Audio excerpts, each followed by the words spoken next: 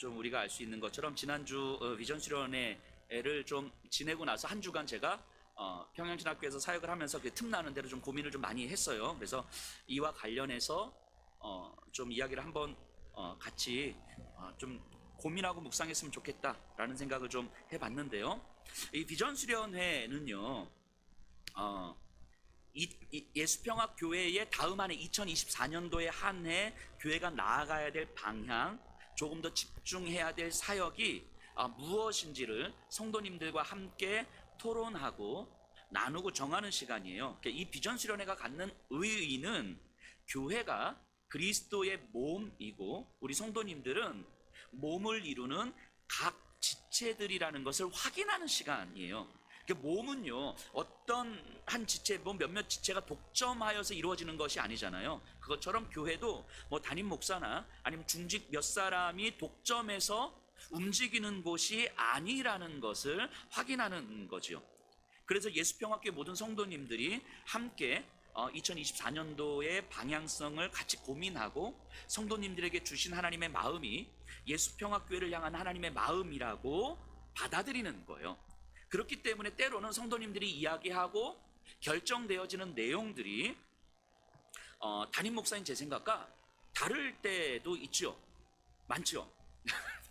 자, 그런데 다르다 할지라도 저 혼자의 생각보다 여러 성도님들이 함께 토론하고 생각을 나누면서 결정되는 방향이 담임 목사의 생각보다 훨씬 더 하나님께서 예수평화교회를 향한 마음에 더 가깝다라고 우리는 믿는 거예요. 그걸 받아들이는 거죠. 그래서 저도 비전 수련회를 하기 전에는 제 생각을 절대로 먼저 이야기하지 않습니다. 그리고 어떤 목회 계획도 세워놓지 않아요.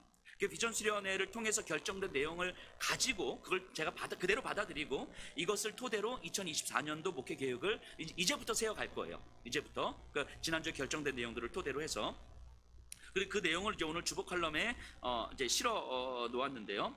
이제 성도님들에게 주신 하나님의 마음이 좀 비슷하다는 생각을 좀 해보게 됐어요. 그래서 2024년도 예수평화교회 사역의 초점은 교회의 조직을 좀 잘 세우고 성도님들 간의 영적 또는 삶의 교제를 더 긴밀하게 만들어가는 것에 좀 더 집중해 보려고 합니다.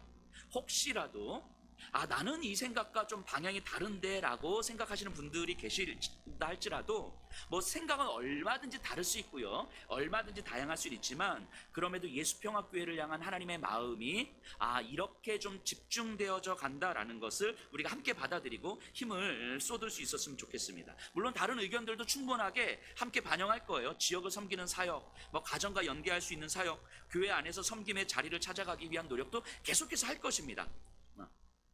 그럼에도 이제 조직 강화를 위해서 가장 많이 이야기가 성도님들의 마음을 주셨기 때문에 여기에 우리가 좀 집중하려고 하는데요. 내용을 보시면 아시겠지만 그 중에서도 가장 많이 나왔던 의견이 소그룹과 관련됐어요. 그래서 12월 달에 우리 순장님들하고 이야기하면서 소그룹을 좀 개편할 것이고요. 그래서 좀 가능하면 좀 많이 개편을 해보려고 해요. 그래서 소그룹이 조금 더 잘 모이고 활성화될 수 있는 방법을 좀 고민하는 거죠. 이제 그러려면 조금 더 정말 말 그대로 소그룹이 되어야 될 것이고 더 많은 순장님들도 세워져야 될 거예요. 그래서 성도님들이 이 자리에 계신 분들이 나도 언제든지 순장이 될 수 있겠구나라는 마음의 준비를 좀 하고 계셔야 되는 거예요. 불시에 제가 이렇게 연락드릴 수 있어요. 근데 이게 어떤 꼭 누구여야 돼 이게 아니라 모든 사람들이, 모든 성도님들에게 주셨던 마음이라면 이거를 모든 성도님들이 어떻게 함께 교회를 잘 세워갈 수 있을 것인가를 좀 고민하는 거죠. 그리고 성도님들도 함께 여기에 마음을 실어 주셨으면 좋겠고요. 저는요, 이 비전 수련회를 보고 한 주간 제가 시간 나는 대로 계속 묵상을 좀 했거든요. 고민을 좀 했어요. 이것을 단순하게 교회 체계를 세우자 이런 차원이 아니라 이제 그런 건 크게 의미 없을 것 같은데 어떻게 교회의 조직을 세우는 것, 교회의 질서를 잡는 것을 신학적으로 좀 풀어갈 것인가, 어떻게 성경적으로 좀 풀어가서 성도님들과 함께 나눌 수 있을 것인가에 대해서 조금 많은 생각을 좀 해봤습니다. 이게 틈틈이 교회 조직은 어떤 관점에서 바라봐야 될 것이고 어떻게 세워가야 될 것이고 또 성도님들에게 어떻게 독려해야 될 것인가에 대해서 정말 많은 생각들을 좀 해봤어요. 그러면서 설교 준비를 하다가 성경을 묵상하는데 딱 오늘 본문이었던 거예요. 사도행전 11장. 그래서 오늘 본문을 묵상하면서 교회의 질서와 조직을 세워가는 것, 그 상황 속에서 하나님께서 정말 원하시는 것, 우리 성도님들에게 원하시는 것이 있겠다 하는 생각을 좀 하게 됐습니다. 그래서 오늘 본문을 보면서 우리 비전 수련의 이야기와 좀 연결시켜서 한번 풀어가 보려고 합니다. 오늘의 본문의 배경은 이렇습니다. 베드로가요, 가이사랴의 고넬료에게 세례를 베풀었어요. 유대인으로서 이방인의 집에서 함께 식사도 하고 교제도 나누고 심지어 세례도 베푼 거예요. 그리고 며칠을 더 가이사랴에 머물렀습니다. 그리고 나서 이제 베드로는 예루살렘으로 돌아왔어요. 베드로가 가이사랴에 며칠 더 머무는 동안에 베드로의 일행 중 몇 사람이 먼저 예루살렘 교회로 가서 이 소식을 알렸겠죠. 자, 11장 1절에서 3절입니다. 제가 읽어볼게요. 유대에 있는 사도들과 형제들이 이방인들도 하나님의 말씀을 받았다 함을 들었더니 베드로가 예루살렘에 올라갔을 때에 할례자들이 비난하여 이르되 내가 무할례자의 집에 들어가 함께 먹었다 하니. 자, 유대인 그리스도인들이에요. 이 할례자들이라고 이야기하는 건 유대인이었다가 그리스도인이 된 사람들. 이들은 예수님을 믿음으로써 구원을 받는다는 것을 알지만 여전히 율법의 틀 안에서 신앙생활을 합니다. 이들에게 이방인들은요 그냥 개 취급받는 거예요. 개인 거죠, 개. 구원으로부터 배제된 사람들, 이방인들과 함께 식사를 하는 것 자체가 이들에게는 금지되어 있는 일인 거예요. 그런데 예루살렘 교회의 지도자 중 한 명, 그것도 최고 지도자라고 불리는 베드로가 가이사랴에서 그것도 로마 군대의 백부장, 로마 군대의 장교에게 그의 집에서 먹고 마셨다는 이야기를 들은 거예요. 그리고 심지어 저들에게 세례도 베풀었대요. 이 예루살렘 교회 지도자들에게는 이게 얼마나 수치스럽고 창피하고 이 비난받아 마땅한 일이었겠습니까? 이 자신들이 개처럼 취급하는, 경멸하고 무시하는 이방인들, 저들과 함께 있는다는 것이 저들처럼 된다는 것을 의미하는 그런 시대, 그런 사람들에게 이 최고 지도자 중 한 사람이 그들과 함께 식사하고 먹고 마시고 세례를 베풀고, 그러면 세례를 베풀었다는 것은 예수님 안에서 우리가 한 형제 자매입니다 라는 것을 선언했다는 거잖아요. 이게 유대인 그리스도인들에게 있어서는 얼마나 수치스럽고 받아들일 수 없는 일이었겠습니까? 베드로가 자기들의 지도자요 믿음의 동료라고 하는 것이 창피했을 것이고요, 어쩌면 베드로를 마음에 들어하지 않는, 베드로를 견제하는 사람들이 볼 때는 굉장히 베드로의 흠을 잡을 수 있는 매우 좋은 기회였을지도 모르겠습니다. 그 베드로가 예루살렘에 도착하자마자 유대인 그리스도인들이 베드로를 비난하기 시작해요. 당신이 사도의 자격이 있는가? 당신이 교회 지도자의 자격이 있는가? 당신은 믿음의 정체성이 정말 무엇인가? 당직 같은 사람은 말씀을 가르칠 자격이 없다, 뭐 이런 식으로 계속해서 비난하는 거예요. 여기서 비난하다는 단어가 문법적으로 미완료 과거 형태로 쓰여져 있는데, 이 미완료 과거라고 하는 것은 문법적으로 어떤 한 번의 행위가 아니라 지속 반복되는 동작을 나타낼 때 쓰는 문법, 헬라어 문법이거든요. 그러니까 이 지속 반복적으로 베드로가 예루살렘에 오면서부터, 아마 오기 전부터 그랬겠죠. 계속해서 베드로를 비난했다는 거, 하고 있다는 거, 지금도 여전히 끝나지 않은 상태인 거예요. 그리고 이 비난하다는 동사가 차별하다 또는 관계에서 선을 긋다, 뭐 이런 의미거든요. 그러니까 이 교회 안에 있는 이 할례자들은 베드로가 예루살렘에 온 이후로 자신들과 선을 긋고 자기들과 배제하고 있는 거예요. 그러니까 이런 행위는 경멸, 무시, 차별, 당신은 우리와 같은 부류의 사람이 아닙니다, 뭐 이런 명확한 선언인 거죠. 어쩌면 할례자들에게 있어서 이런 태도는 좀 당연했겠다는 생각도 듭니다. 베드로가 자기들의 공동체를 더럽힌 사람이니까, 공동체의 정체성을 혼란에 빠뜨린 사람이니까 지도자로서는 해서는 안 될 행동을 했기 때문인 거죠. 베드로와 함께 있으면 안 될 것처럼 이들은 계속해서 행동하고 있고, 베드로는 저들의 행동을 선명하게 느끼고 있는 거죠. 이 상황에서 어쩌면 베드로 입장에서는 내가 사도인데, 교회 최고 지도자인데 이게 굉장히 기분 나빴을 수도 있겠다 하는 생각이 들어요. 그런데 놀라운 일이 일어납니다. 오늘 우리가 읽은 18절인데요 제가 한번 다시 읽어볼게요. 그들이 이 말을 듣고 잠잠하여 하나님께 영광을 돌려 이르되 그러면 하나님께서 이방인에게도 생명 얻는 회개를 주셨도다 하니라. 자, 그렇게 비난했던 저들이 베드로와 함께 하나님께 영광을 돌렸다, 이렇게 이야기하는 거예요. 1, 2, 3절에 이 현상들이 있었는데, 상황들이 있었는데, 이 사건이 18절로 귀결이 된 거예요. 이 1, 2, 3절의 상황이 18절로 결론 맺어진 거예요. 하나님께 영광을 돌렸다는 것은 나에게 좋은가 안 좋은가, 나에게 유익한가 유익하지 않은가, 내가 받아들일 만한가 아닌가, 나이가 볼 때 옳은가 그른가, 이런 나를 중심으로 하는 모든 기준이 깨지고 하나님이 기준이 되는 상태를 의미하는 거예요. 지난주에 그 고넬료가 세례를 받을 때 성경은 이렇게 표현했잖아요. 고넬료가 하나님의 높임을 들었더라. 이게 무슨 의미였습니까? 로마 군대 장교인 고넬료가 이제까지 로마 황제를 왕으로 섬기면서 성실하게 너무 잘 살아왔어요. 그러면서 쌓아왔던 삶의 어떤 이 명예 뭐 이런 것들이 있었던 거죠. 그런 고넬료가 이제는 더 이상 로마 황제가 나의 왕이 아니라 예수님이 나의 왕이십니다라는 사실을 공개적으로 선언한 거예요. 이 고넬료의 말이 이제까지 쌓아왔던 고넬료의 인생을 완전히 나락으로 떨어뜨릴 수도 있거든요. 이제까지 쌓아왔던 모든 것들을 다 잃어버리게 만들 수도 있는 거거든요. 완전히 비참해질 수도 있는 말임에도 불구하고 고넬료는요, 나를 기준으로 하는 그 어떤 것도 다 깨뜨리고 오직 예수 그리스도가 기준이 되는 삶을 받아들인 거예요. 그래서 이제는 로마 황제가 나의 왕이 아니라 예수님이 나의 왕입니다라는 이 믿음을 공개적으로 선언한 거죠. 이거를 보고 하나님을 높였다, 하나님께 영광을 돌렸다, 이렇게 이야기를 하는 거예요. 그 오늘 본문의 할례자들도 마찬가지 아닙니까? 베드로를 경멸하고 무시하고 차별했던 자들이, 베드로를 받아들일 수 없었던 자들이 자신들의 기준이 아니라 하나님이 기준이 되는 생각과 삶의 변화가 있었다는 거예요. 그래서 내가 옳다고 생각했던 그 모든 것들이 결국은 하나님의 오름 앞에서 다 깨지고 내려놨다는 거예요. 진리 앞에 무릎 꿇었다는 거죠. 이거를 하나님께 영광을 돌렸다, 이렇게 이야기하는 거예요. 자, 그럼 할례자들의 비난이 어떻게 하나님께 영광을 돌리는 결과가 되었을까? 이제는 우리는 이 질문을 던져봐야 되지 않겠습니까? 저는 여기에서 교회가 가질 수 있는 힘, 진리가 교회를 통해서 구체적으로 경험되는 힘을 좀 보게 되는 것 같아요. 이 할례자들과 베드로의 관계를 보면서 비난하고 끝이 아니었어요. 비난받고 끝이 아니었어요.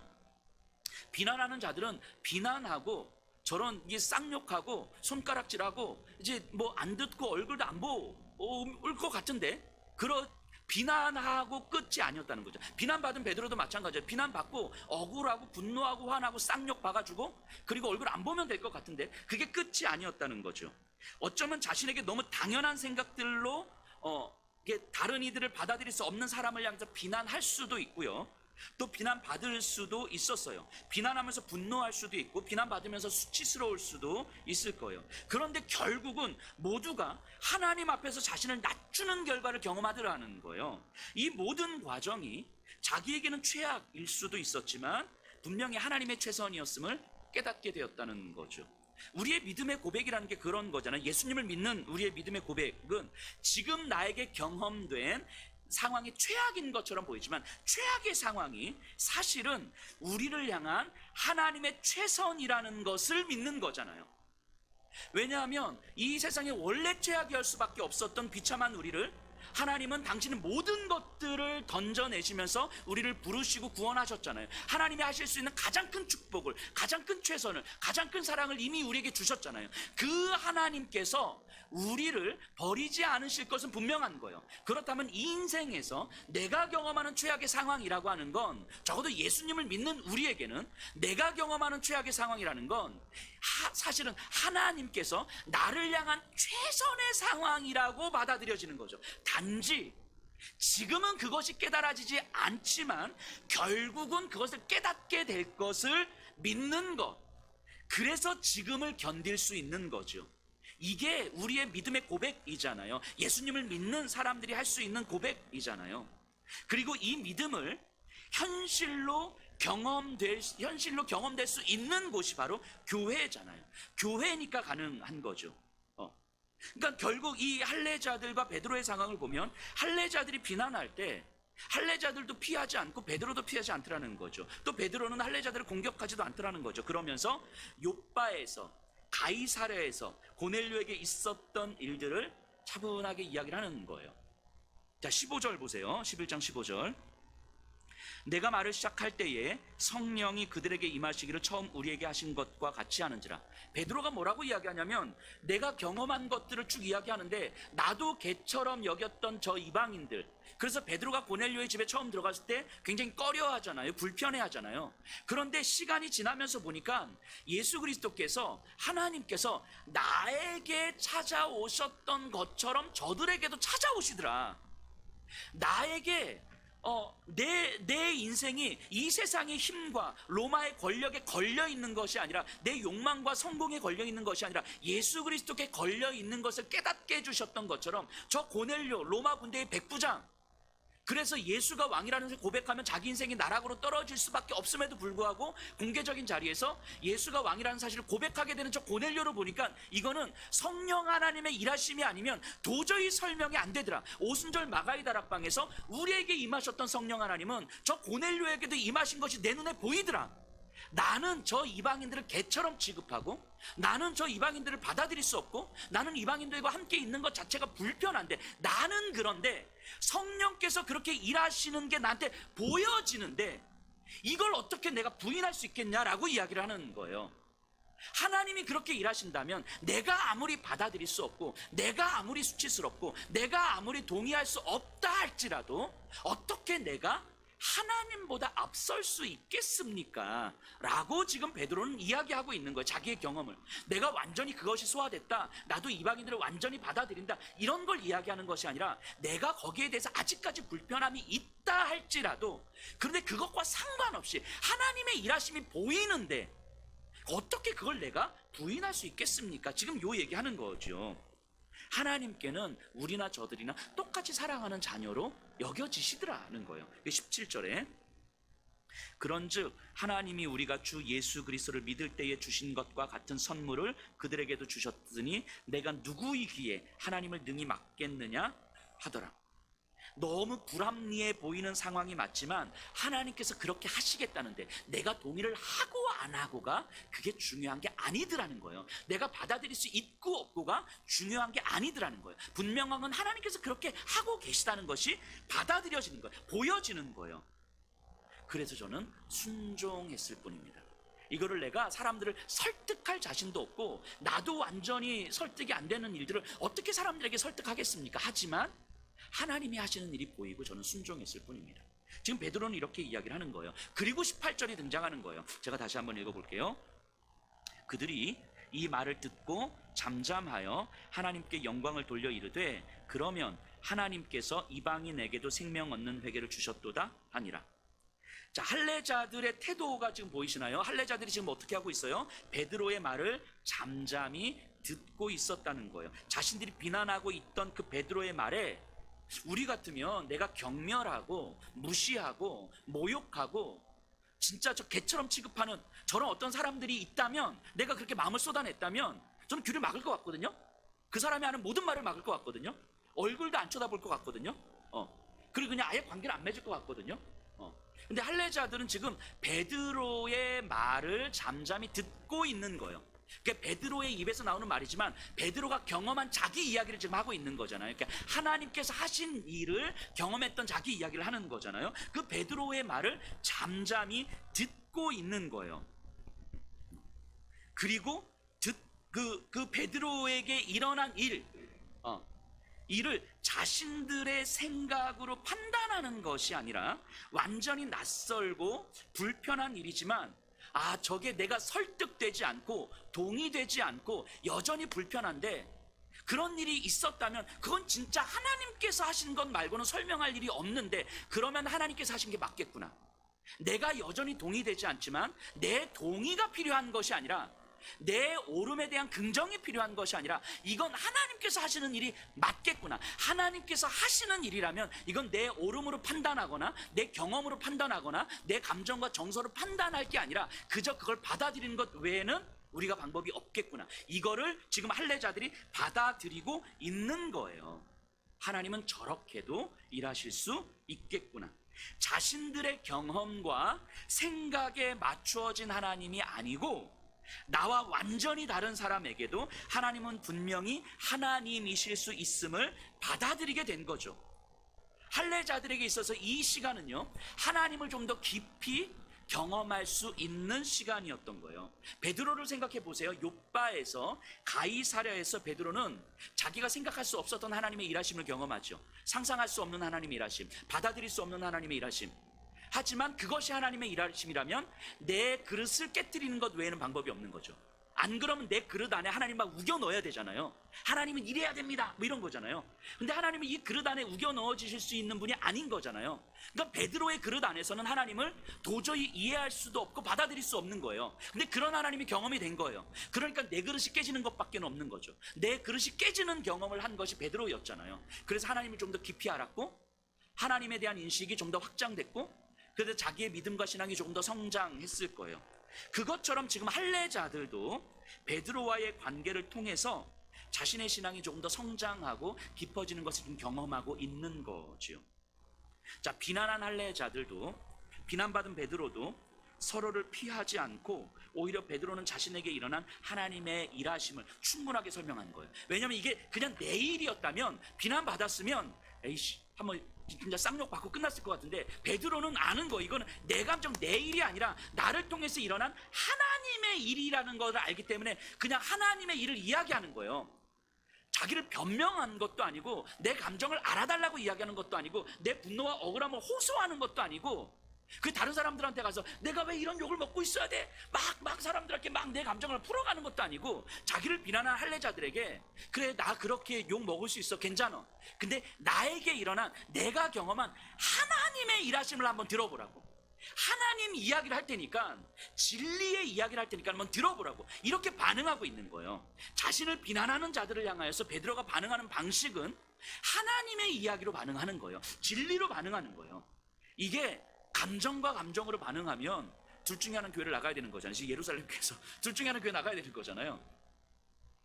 그런데 그게 아니라 비난하는 저들을 향하여서 진리로 반응하는, 하나님의 이야기로 반응하는 베드로의 모습을 보게 됩니다.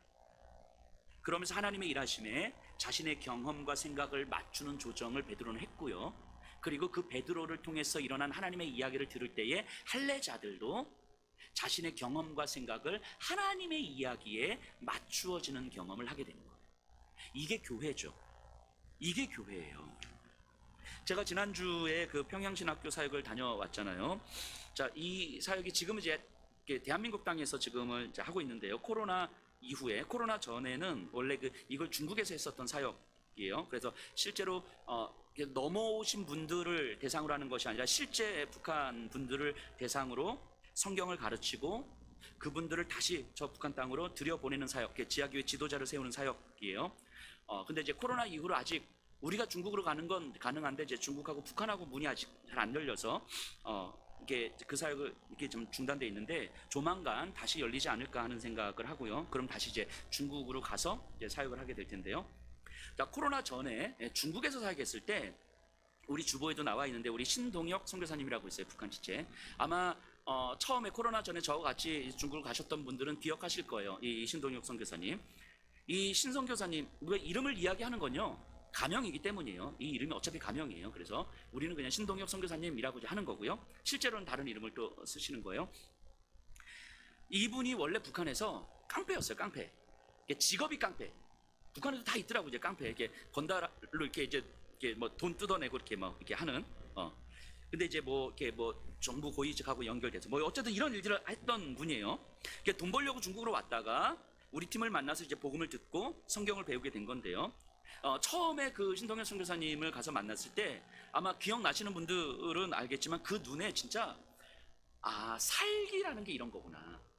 진짜 북한의 깡패들은 더 무서운 것 같아요. 사람 죽이는 건 일도 아니겠구나, 이분들은. 그 눈빛에 그냥 눈빛 앞에서 위축이 돼요. 진짜 죽을 수 있겠다.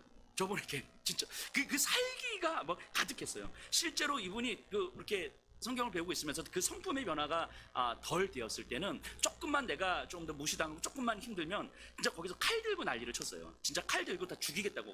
거기 공부하시는 분들이 몇 명 안 되는데, 거기서 진짜 칼 들고 막 쌍욕 박으면서 막 죽여버릴 거라고 막 이 난리를 쳤었거든요. 뭐 혼자 막 이러면서. 그러니까 함께 있던, 거기 함께 공부하시는 분들이 이 사람하고는 또 우리 못하겠다, 막 그래서 우리가 막 그 쫓겨 더 이상 못하겠다, 버리자, 이 사람 버리자, 뭐 이렇게 해서 막 그렇게 뭐 이야기 회의도 많이 했고요. 실제로 쫓아냈어요. 이렇게. 쫓아냈는데 며칠 안 돼서 다시 연락이 오셨어요. 이제 갈 데가 없다고, 이렇게 다시 받아달라고. 근데 이분 안에 어떤 말씀이 들어왔는데 이거 가지고 다시 살아가려니까 사실 쉽진 않았던 거죠. 아직 성품의 변화는 경험되지 않았지만 그게 다시 받아들였죠.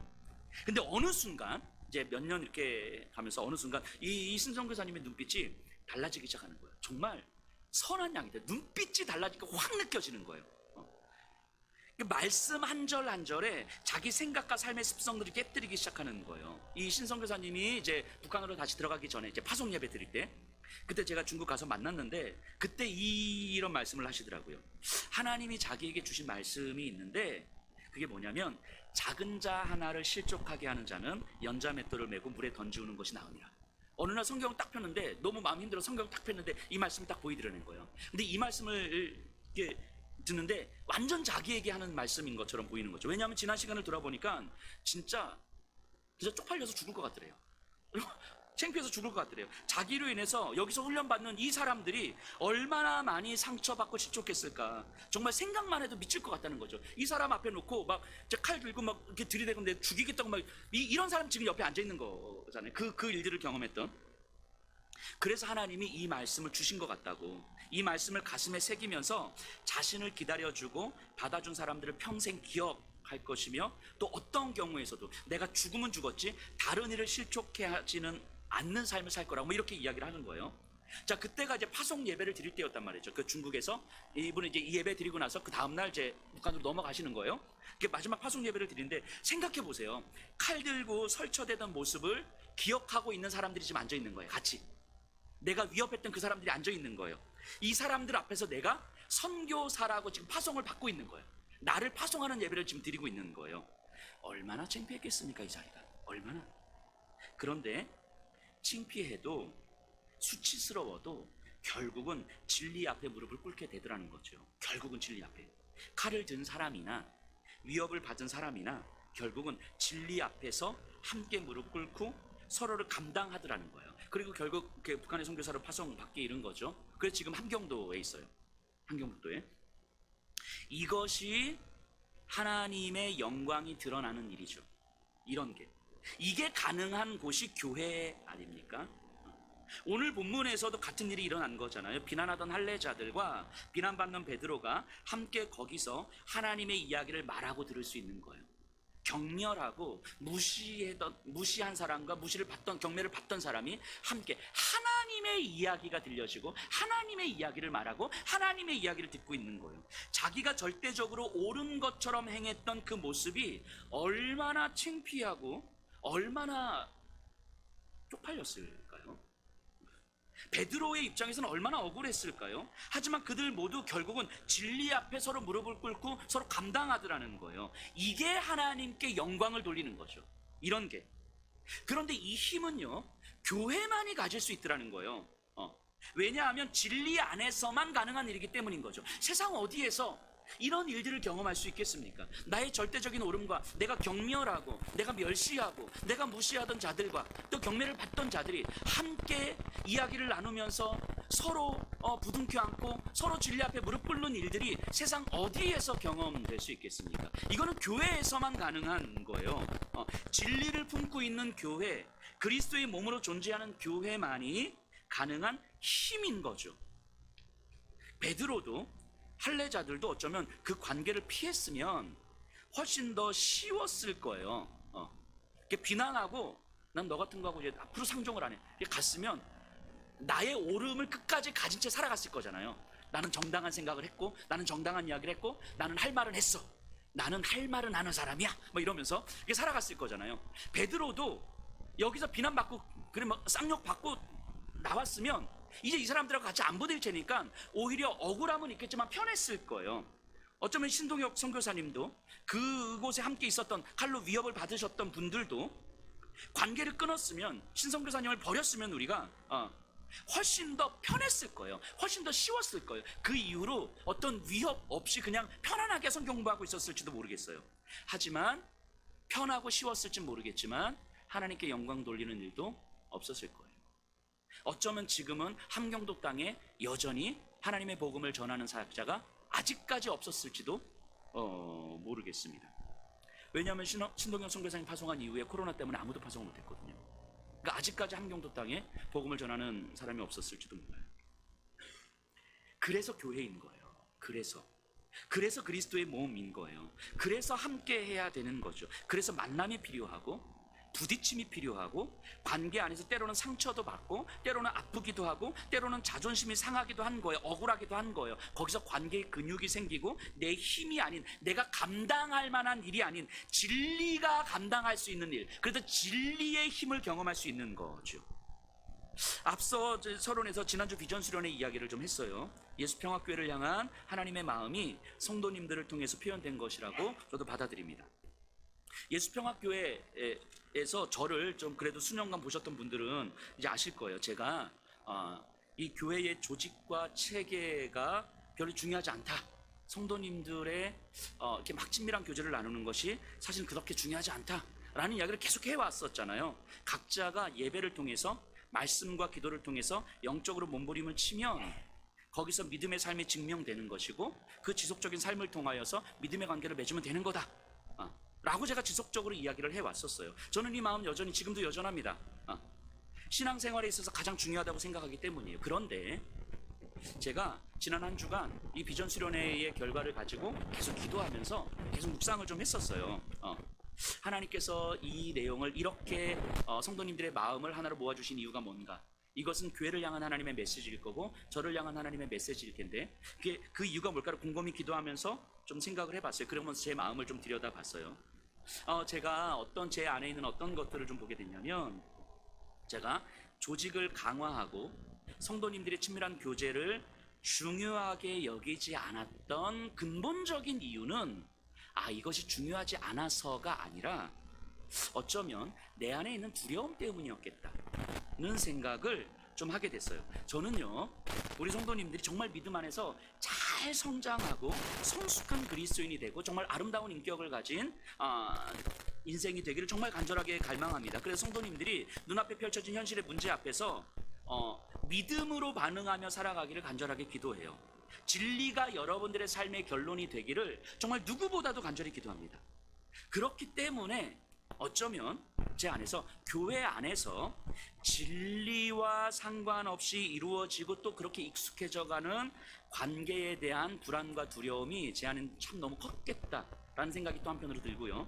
또 하나는 성도님들이 서로 어떤 같이 모여서 이렇게 으쌰으쌰하고 뭐 이런 시간들을, 조직을 세우고 친밀한 교제를 나누는 가운데서는 필연적으로 때로는 상처와 아픔과 억울함과 뭐 이런 과정들이 충분하게 경험이 될 텐데, 앞으로는 이런 것들이 있다면. 근데 그런 어떤 상처와 아픔과 억울함들이 경험이 됐을 때 제가 성도님들을 안 믿는 건 아닌데 이런 것들을 견디하지 못할 수도 있겠다. 그럼 진리에 대한 몸부림을 포기할 수도 있겠다. 이것 때문에 그냥 주저앉아 있을 수도 있겠다.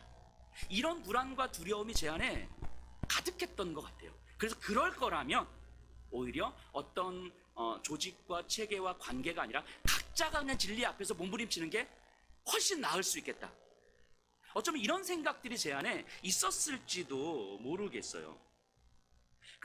저희 교회에서 성도님들 사이에서 그렇게 막 큰 문제가 생기거나 그러진 않지만, 그럼에도 불구하고 크고 작은 관계의 문제들이 생길 때 제가 바로바로 들어가잖아요. 개입하잖아요. 그래서 막 간섭하고 이제 풀어가잖아요. 근데 어쩌면 그게 필요할 수도 있지만, 성도님들과의 관계에서 어떤 그런 목회자가 간섭해서 개입해서 이제 풀어가는 것도 필요할 수도 있지만, 어쩌면 내 안에 그런 두려움이 만들어내는 조급함이었을 수도 있겠다. 혹시라도 이 상황을 통해서 또 누군가가 주저앉으면, 누군가가 포기해버리면, 또 누군가가 그냥 무기력해 빠져있으면, 누군가가 어떤 냉소적이고 영적 패배주의에 빠지게 되면, 왜냐하면 실제로 이런 모습들을 제가 어렸을 때부터 신앙생활을 너무 많이 봐왔기 때문에 어떤 그런 두려움 때문일 수도 있겠다.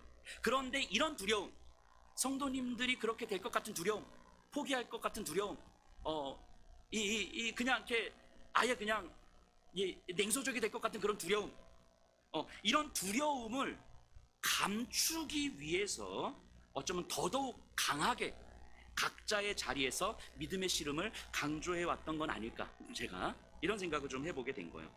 뭐 나아가서 이거는 교회 전반적으로도 뭐 마찬가지인 것 같아요. 제 안에 있는 많은 두려움들을 이제 함께 보게 되는 거죠.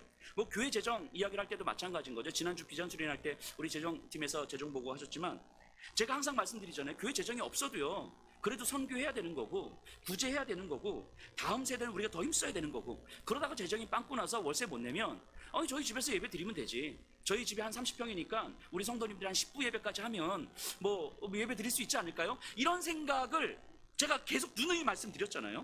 근데 저는 이 마음이 틀렸다고 생각하지는 않지만 제가 이렇게까지 이상적으로 강하게 이야기하는 이유는 실제로는 제 안에 두려움이 너무 크기 때문이겠다 라는 생각을 좀 보게 되는 거예요. 진짜 재정이 정말 어려우시면 어떡하지? 그래서 이 월세를 못 내면 어떡하지? 뭐 이런 어떤 재정에 대한 두려움이 사실은 제 안에 두려움이 없는 게 아니라 두려움이 너무 크기 때문에 이 두려움을 들키고 싶지 않은 거죠. 적어도 성도님들에게는 담임 목사로서 이런 두려움을 가지고 목회라는 목회자라는 거를 들키고 싶지 않은 거였던 것 같아요.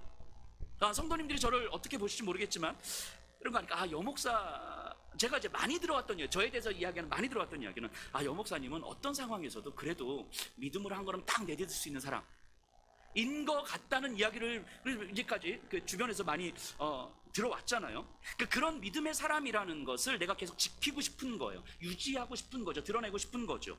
그러니까 내 안에 이런 두려움이 있고 그런 두려움 때문에 나도 불안하고, 근데 이 불안함으로 내가 지금 목회 현장에서 설교의 자리에서 성도님들에게 설교를 하고 있다는 것이 들키고 싶지 않았던 것 같아요. 그러니까 훨씬 더 강하게, 훨씬 더 이상적으로 제가 이상적인 비전을 제시하고 더 강하게 몸부림치고 더 강하게 믿음의 씨름을 이야기했던 것일 수도 있겠다라는 생각을 제가 지난 한 주간 좀 해보게 됐어요. 제 안에 있는 이런 두려움들, 그래서 성도님들에게 설교자로서 목회자로서 들키고 싶지 않은 불안함, 그래서 다른 제 연약함을 드러낼 수는 있지만 뭐 예를 들면 제가 집에서 방구 되게 많이 끼는 것, 우리 아이들은 항상 기도 제목 얘기할 때 그러거든요. 저희 수아의 기도 제목이 아빠가 방구 덜 끼는 것, 뭐 이런 연약감, 아니면 때로는 내가 어떤 제 인격적으로 조금 더 부족한 모습들, 우리 성도님들이 좀 많이 참아주셨죠 저를. 이런 것들, 이런 이 연약함들을 드러내고 인정하는 거, 오케이, 그럴 수 있어요. 제가 그럼에도 불구하고 이렇게 연약합니다, 하지만 기도해 주세요, 이럴 수 있어요. 그런데 이 두려움을 가득 안고 내가 목회를 하고 있습니다라는 사실은 들키고 싶지 않았던 것 같아요, 제 안에서. 그러니까 훨씬 더 제가 강하게 이런 것들을 이야기하고 있지 않았을까. 지난주 비전 수련회가 끝나고 그 결과를 가지고 기도하면서 제가 조금 더 선명하게 제 자신을 좀 보게 된 것 같아요. 어쩌면 하나님께서 저에게 주시는 메시지라는 생각이 들었던 거죠. 환호가, 네가 그렇게 이상적으로 믿음의 교회를 세워가고 싶은 것은 어쩌면 너의 두려움을 감추기 위함 아니냐, 이 말씀하시는 것 같은 거예요. 구체적인 부딪힘, 구체적인 관계와 부대낌을 통해서만 배워야 할 성장이 분명히 있는 거라고. 개인의 몸부림만으로는 배울 수 없는 진리의 삶이 분명히 있는데, 어쩌면 너의 두려움이 만들어내는 목회가 성도님들의 영적인 성장을 방임하는 무책임한 모습 아니겠냐고 하나님 저에게 말씀하시는 것 같았어요. 이렇게 지난 한 주간 묵상을 하면서 비전 수련회를 통해서 또 성도님들에게 하나님께서 같은 마음을 주셨다는 것이 저에게 주시는, 담임 목사인 저에게 주시는 하나님의 메시지였던 거죠. 제가 지금 이렇게 쪽팔림을 무릅쓰고 창피함을 무릅쓰고 이런 말씀을 드리는 것은 할례자들과 베드로처럼, 또 신동엽 선교사님과 그 함께 있었던 사람들처럼 어쩌면 상처도 아픔도 서운함도 실망도 때로는 권면도 위로도 도전도 그냥 함께 쪽팔려 하고 함께 수치스러워하고 함께 부끄러워하면서 그렇게 함께 일어나는 곳이 교회여야 되겠다라는 생각을 좀 하기 때문입니다. 수치스러움이, 상처가 가려지니까, 내 불안과 두려움이 가려지니까, 그래서 혼자 헤쳐나가려고 하니까, 혼자 씨름을 하려고 하니까 사실은 더 답답해지고, 그러다 보니까 점점 더 믿음의 힘은 없어져 가는 거 아닐까요? 뭔가 열심히는 믿음 생활을 하는 것 같은데 내 믿음의 힘이 점점 약해져 가는 이유가 바로 여기에 있는 거 아닐까요? 어떤 창피함에도 불구하고 어떤 수치와 어떤 억울함에도 불구하고 서로가 진리 앞에서 무릎 꿇을 수 있으려면 이런 창피와 수치와 억울과 분노의 감정을 서로 간에 자주 경험하고 부딪히는 시간이 필요하겠더라는 거예요. 가족이 그렇잖아요. 우리가 우리 인생에서 제일 많이 짜증내는 곳이 어딥니까? 가정이잖아요. 제일 많이 화나고 제일 많이 분노하고 제일 많이 억울하고 제일 많이 창피한 곳이 가정이잖아요. 근데 그 모든 감정에도 불구하고 가족은 함께 서로를 감당해 가잖아요. 왜 그렇습니까? 너무 자주 부딪히니까. 너무 자주 부딪히니까. 그러니까 창피한 게 문제가 되지 않는 거예요. 분노가 문제되지 않는 거예요. 짜증과 억울함이 문제가 되지 않는 거예요. 억울한 거를 그냥 같이 억울해하면서 가는 거예요. 내가 조금 덜 억울해. 이러면서 가는 거예요. 되게 유치하지만 그렇게 함께 서로를 감당하면서 가는 거잖아요. 왜냐면 너무 자주 부딪히니까. 그러니까 그게 되는 거예요. 근데 이 너무 자주 안 부딪히니까 내가 좀 억울하면 억울함이 전부가 되더라는 거죠. 어쩌면 이 부딪히면서 억울함을 또는 감정을 함께 진리 앞에 무릎 꿇어 가야 되는 시간들이 필요한데 이 시간들을 직면하는 게 저에게는 참 힘들었을 수도 있겠다. 목회자로서 우리 성도님들에게 그런 시간들을 보면서 제가 인내하면서 기도하면서 함께 가야 되는데 성도님들이 그런 시간을 경험하는 걸 내가 지켜보는 걸 내가 힘들어했을 수 있겠다 싶은 거예요. 이게 불안과 두려움. 그래서 앞으로도 제가 뭔가 이상적인 이야기를 막 이야기하면 그런가 보다 이제 하세요. 이제는 안에 두려움이 있나 보다 이렇게 하세요. 왜냐면 제가 그렇게 크게 바뀔 것 같지는 않거든요. 그렇다고 해서 근데 이런 시간들이 없으면 편할 수는 있는데 믿음의 성장, 성숙한 인간은 없는 것 같아요. 여러분들 우리가 살아가면서 겪는 수많은 문제와 어려움들이 있잖아요. 우리가 경험하는 그 고난들이 있잖아요. 근데 이런 거는요, 예수님을 믿는 사람이든 믿지 않는 사람이든 누구에게나 닥쳐오는 거예요. 나에게 지금 닥쳐온 고난이 마치 내가 하나님 앞에 뭔가 잘못해서 겪는 일처럼 그렇게 생각하지 마세요. 그렇게 특별하게 생각하지 마세요. 그냥 여러분들이 예수님을 안 믿었어도 경험했을 그런 고난이었을 거예요. 분명히. 누구에게나 일어나는 일인 거죠. 단지 예수님을 믿는 사람과 믿지 않는 사람의 차이는 이 상황을 어떻게 해석하고 어떻게 반응하는가, 그리고 어떤 결과를 경험하는가에 있는 거죠. 여기에서 믿음의 영향력을 보는 거잖아요. 그렇다면 교회는 이 믿음을 어떻게 가르치고 이 현실을 믿음으로 어떻게 해석해야 되는지, 그리고 어떻게 반응해야 되는지를 도와주는 곳이고요. 함께 진리가 우리의 삶의 구체적인 현실이 되도록 어떻게 이끌어줄 것인지를 경험할 수 있는 곳이어야 되는 거잖아요. 그래서 청소년들에게는 청년들이, 청년들에게는 우리 집사님들이, 집사님들에게는 우리 시니어분들이 적어도 내가 닥쳐인 이 삶의 현장에서 이 현실적인 문제와 고난 앞에서 이 고난이 어떻게 진리로 귀결될 수 있는지에 대한 삶의 샘플을 보는 거잖아요. 믿음의 선배들을 통해서. 그 청소년들이 겪는 이 삶의 어려움들을 청년들을 보면서 저렇게 진리가 결론이 되는 삶을 살아가는 거겠구나, 이렇게 보는 거잖아요. 우리 청년들은 집사님들을 보면서 진리가 결론이 되는 삶이라는 게 저렇게 힘든 상황 속에서 믿음으로 반응한다는 게 이런 거구나라고 보는 거잖아요. 그래서 우리 청년들이 목사님, 진리로 정말 일상을 살아가는 사람들이 어디 있어요? 있습니까? 라고 했을 때 내가 당당하게 이야기를 하잖아요. 우리 교회 집사님들을 만나봐. 자, 아멘. 그러니까 우리 집사님들은 우리 시니어분들을 보면서 저 삶의 믿음의 연륜을 통해서 이 상황을 저렇게 믿음으로 헤쳐나가는 거구나, 이런 것들을 보게 되는 거잖아요. 진리의 샘플을 보는 거잖아요. 진리가 가르쳐지고 진리가 나누어지고 나를 통해서 경험된 하나님의 이야기가 서로 나누어지고 그러면서 내 삶을 믿음으로 해석해가는 시간들을, 힘들을 경험해 가는 거잖아요. 그래서 교회의 조직이 필요한 거고, 그래서 성도의 교제가 필요한 거겠구나. 진리가 없는 관계는 매우 좋은 친목이나 동호회일 수는 있지요. 교회가 당연히 그러면 안 되죠. 하지만 진리 안에서 맺어지는 친밀함은 상처와 수치와 분노와 무기력을 넘어설 수 있는 힘을 배우게 되더라는 거예요. 성도 간의 교제는 서로 간의 영적 관계의 근육을 길러주게 될 것이고, 각자 삶의 영역에서 경험되는 문제들을 믿음으로 해석할 수 있는 힘을 길러주게 되는 거예요. 그래서 교회의 직분, 조직, 체계는 단순하게 교회 틀을 잡는 시간이 아니라 이런 진리가 그 삶의 결론이 되도록 만드는 교회의 영적인 질서를 잡기 위해서 반드시 필요한 거구나. 그러니까 각자가 진리로 몸부림치는 것도 중요하겠지만 교회의 조직 안에서, 교회의 질서 안에서 이 진리가 결론이 되는 삶을 구체적으로 나누고 보고 듣고 말하고 부딪히고 경험하고 이러면서 영적인 질서가 세워져 나가는 거겠구나, 이런 생각을 좀 하게 됐어요. 그런데 그것을 막고 있었던 것이, 예수평화교회에서 그것을 막고 있었던 것이 담임 목사의 두려움 때문이었겠구나. 내가 갖고 있는 그 불안과 두려움이 그것을 막고 있었을 수 있겠구나. 그래서 이상적인 비전은 끊임없이 이야기하지만 어쩌면 거기로 가기까지 우리가 이 단계와 계단을 만들지 못했던 거겠구나, 이런 생각을 좀 하게 됐습니다. 그래서 제 자신을 좀 더 다시 돌아보게 됐고요. 이 비전 수련회의 결과를 가지고 제가 정말 목회 계획을 세워가면서 제 자신을 조금 더 긴밀하게 좀 더 들여다보려고 그래요. 들여다보면 볼수록 훨씬 더 창피스러운 일들이 더 많겠죠. 근데 그럼에도 불구하고 이런 모습들을 제가 좀 직면하고 우리 성도님들 앞에 좀 더 이 쪽팔림을 무릅쓰더라도 이런 것들을 이야기하면서 내가 쪽팔린 것이 그냥 성도님들에게는, 적어도 예수평화교회 성도님들에게는 아무 일도 아닌 거겠구나.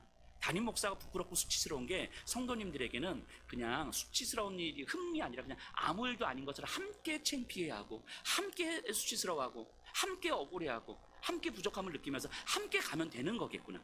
그 정도의 마음들이, 그 정도의 신뢰감이 어쩌면 교회여야 되지 않을까라는 생각을 하는 거죠. 제가 우리 성도님들에게도 간절하게 소망합니다. 그래서 영적인 성숙을 갈망하셔야 돼요. 내 수치, 억울함, 분노, 귀찮음, 무기력, 이런 모든 것들이 나를 혼자 있게 만들면 안 되는 거예요. 이게 힘들고 어렵고 싫으니까 그냥 차라리 혼자 있고 말지 뭐, 가장 편한 방식일 수 있는 거죠. 근데 나를 혼자 있게 만드는 것이 아니라 함께 드러내고 함께 관계를 맺고 함께 부딪혀가면서 서로를 감당해가면서 결국 진리에 무릎 꿇게 되는 그 힘을 경험하셔야 될 거예요. 그거를 조직적으로 이제는 만들어 갈 거고요. 하지만 무엇보다도 성도님들이 그 마음의 준비를 좀 하셨으면 좋겠습니다. 부딪힘을 통해서 내가 영적으로 충분하게 하나님 앞에 성장해 갈 수 있는, 그래서 진리의 힘 앞에서 내가 무릎 꿇을 수 있는, 내가 감당할 만한 사람, 내가 감당할 만한 감정, 내가 감당할 만한 일이 아니라 내가 감당할 수 없는데 결국 진리 앞에 무릎 꿇게 되는 일, 그 진리를 경험하는 일, 이것이 결국은 하나님께 영광을 돌리는 일이겠다 싶은 거죠. 창피하면 좀 어떻습니까? 창피해요. 저도 막 지금 이제 말하면서 이게 참 팔려. 뭐 이런 생각이 좀 들긴 하는데, 제가 집에 가면 또 아내가 또 뭐라고 할 수도 있어요. 어쨌든. 근데 좀 이런 생각이 드는 거, 좀 창피하면 어떻습니까? 제가 담임 목사가 우리 성도님들에게 좀 창피하면 좀 어떻습니까? 담임 목사가 성도님들에게 좀 수치스러우면 좀 어떻습니까? 내가 좀 부족함을 드러내서 때로는 나 이렇게 힘 없어요, 나 이렇게 불안함이 가득한 상태로 설교하고 있는 거예요 라고 말하면 좀 어떻습니까? 좀 억울하면 어떻습니까? 그런데요, 제 안에 믿음은 이거예요. 이 모든 것들이 결국은 진리 앞에 무릎 꿇을 수 있는 것들이더라고요. 제가 아무리 창피하고 아무리 수치스러워도 진리 앞에 무릎 꿇을 수 있겠더라고요. 지금은 내가 비록 그게 안 될 수는 있겠지만 그거를 갈망하고 소망하고 몸부림치다 보면 결국은 내 어떤 수치스러움도 진리 앞에 무릎 꿇릴 수 있겠더라고요. 그걸 받아줄 수 있는 성도님들만 있으면, 그걸 기다려줄 수 있는 성도님들만 있으면 결국은 진리 앞에 무릎 꿇을 수 있겠더라고요. 근데 성도님들도 마찬가지 아니겠습니까? 저한테 좀 창피하면 좀 어떻습니까? 서로 간에 좀 창피하고 수치스럽고 억울하고 내 감정이 상하고 상처받고 아프고 그러면 좀 어떻습니까? 그러면 내가 너 때문에 상처받았어, 그러면 좀 어떠냔 말이죠. 지금은 좀 힘들 수는 있겠지만 결국은 이 모든 것들이 진리 앞에 무릎 꿇을 수 있는 것들이더라고요. 그걸 기다려줄 수 있는 사람이 있다면, 그걸 응원해줄 수 있는 사람이 있다면, 지지하고 격려해줄 수 있는 사람이 있다면, 그걸 들어줄 수 있는 사람이 있다면 결국은 진리 앞에 무릎 꿇을 수 있겠더라는 거죠. 그렇게 우리가 어느 순간 진리 앞에 무릎 꿇을 수 있게 될 때 우리는 그걸 보면서 하나님께 영광을 돌렸다라고 이야기를 하는 거 아니겠습니까? 이거는 교회를 통해서만 가능한 거잖아요. 교회 안에서만 경험할 수 있는 거죠. 이것이 교회에서 경험될 때 여러분들의 가정에서, 여러분들의 학교에서, 여러분들의 직장에서 이 힘으로 살아갈 수 있는 거잖아요. 이 힘이 여러분들을 이끌어가는 힘이 될 때에 저는 단언하건대 여러분들의 인생은 하나님 안에서 가장 아름다운 인생이 될 거라고 믿습니다. 진리가 결론이 되는 삶이 될 때에. 로마서 15장 7절에 보면 바울이 이렇게 이야기하거든요. 그리스도께서 너희를 받으신 것처럼 너희도 서로를 받으라. 이게 결국 할례자들과 베드로의 이야기 아닙니까? 신동엽 선교사님과 그 함께 있었던 사람들의 이야기 아닙니까? 저와 여러분들의 이야기 아닙니까? 그리스도께서 저를 받으셨던 것처럼, 그리스도께서 여러분들을 받으셨던 것처럼 너희도 서로를 받으라. 이것이 하나님께 영광을 돌리는 것이고, 이것 때문에 하나님은 이 땅에 교회를 허락하신 거예요. 저는 예수평화교회가 이런 교회로 세워지기를 간절하게 소망하고, 그래서 우리 성도님들이 그런 교회를 경험하고 소망하고 다음 세대에게 이런 교회를 자랑할 수 있는 여러분들이 되시기를 간절히 소망합니다. 우리 성찬할 텐데요.